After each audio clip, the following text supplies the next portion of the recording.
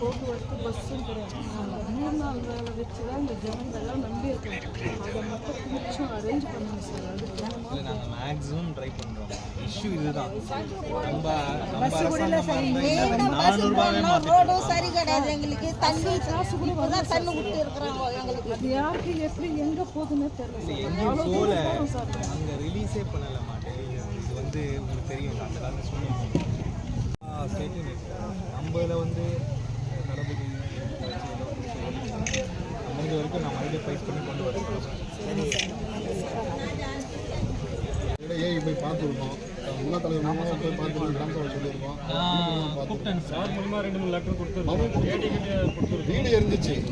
வீடு எரியாமல் இருந்தால் பரவாயில்ல. ஒரு வீடு இருந்துச்சு. அவர் செலவு பண்ணி வீடு கட்டி கொடுத்துருக்காரு. அவனுக்கு வந்து அவங்க வந்து கேர் பண்ணாமல் இருக்காரு. இது ஒரு சப்ஸ்டேஷன் வந்து பார்த்தீங்கன்னா